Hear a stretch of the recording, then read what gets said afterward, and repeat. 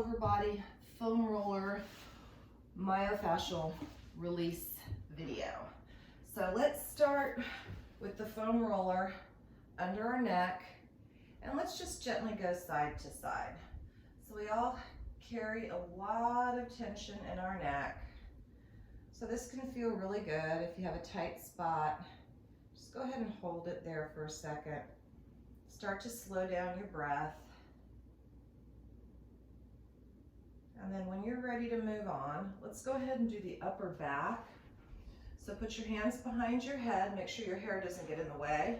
And let's just roll back and forth over those shoulder blades, noticing where you're holding tension.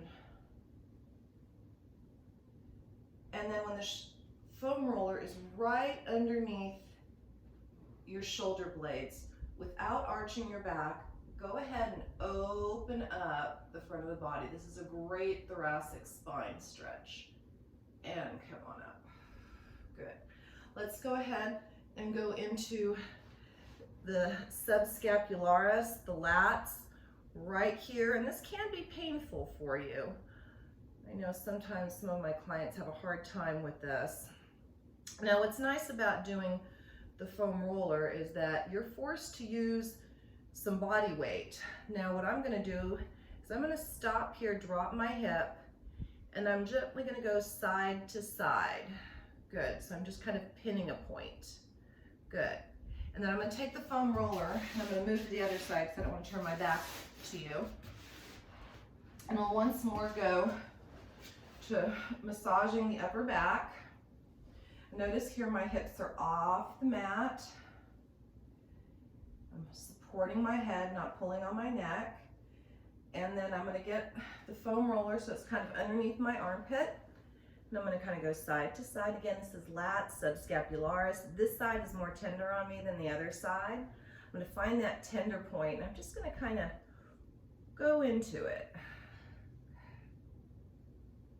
Just kind of lean into that knot. And then I'm going to come back one more time with it underneath my shoulder blades. And then I'm just going to rotate side to side. So my hips are on the ground, trying not to arch the lower back. And again, this is just a nice side body opening. Then I'm going to make my way down the rest of my body. So I'm going to go ahead and bring it over onto my glutes. And let's do one side at a time. And I tend not to have a lot of tightness here, but if you do, let's say you found a spot, you can also move your leg back and forth. So that's kind of like pinning it, okay? And again, I'm gonna go over to the other side because I don't wanna turn my back to you. So over here. And again, if I would find a spot, just kind of pin it back and forth. And then we're going to go down along the hamstrings. For most people, you're not going to get a lot of release with the foam roller for the hamstrings. You're probably going to have to go to something like this nubby ball or a baseball. So I'll go over that at the end of the video. And then let's make our way down to the calves. And again, for some people, this can be super, super tight. And I like to take, muscles like this and go back and forth a few times and then go towards the top, windshield wiper, towards the middle, and in this case, towards the bottom, which would be the insertion, and back and forth.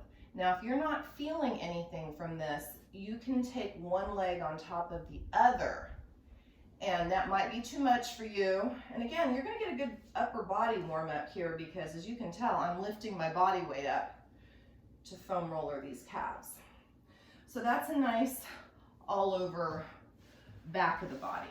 Let's make our way over to the front, and I'm going to start with my quads.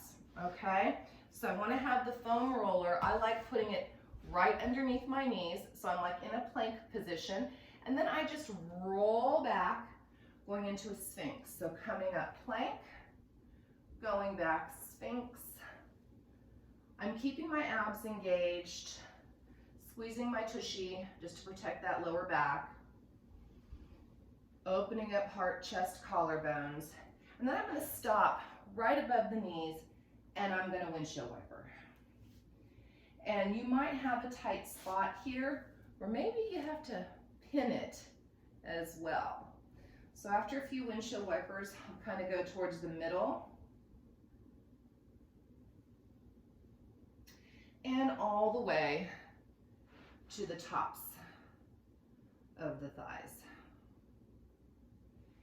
And then bringing it right back up.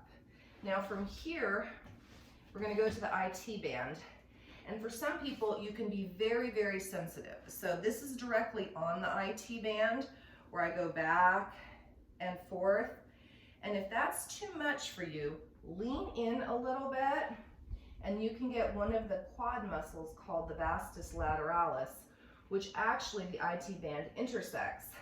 And that might be less painful for you, because when you're foam rolling, you never want to have lemon face. You always want to be able to control your breath. So again, I'm going to go over to the other side. So I'm not turning my back to you. And we'll do the same thing.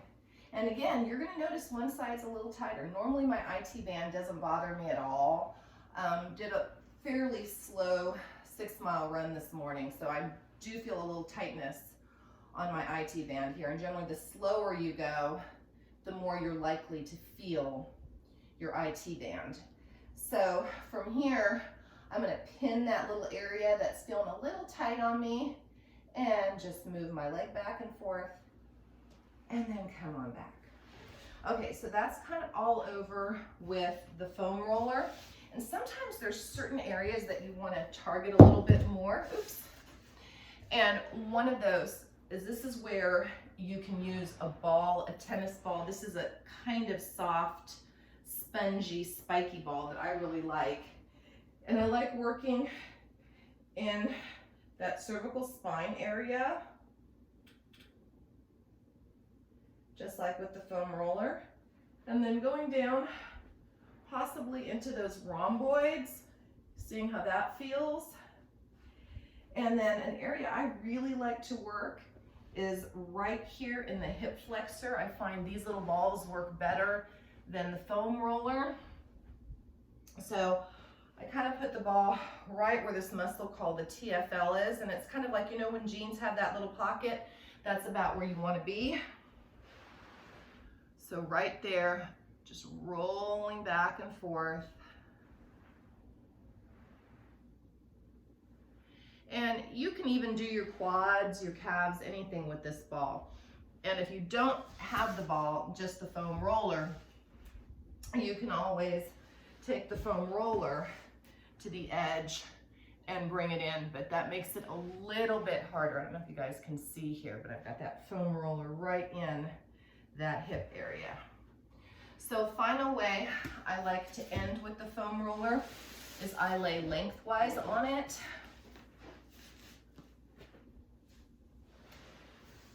Put my head down and just generally kind of go side to side. And then you can always add a little bit more core, add a little bit more weight or resistance by lifting your legs up.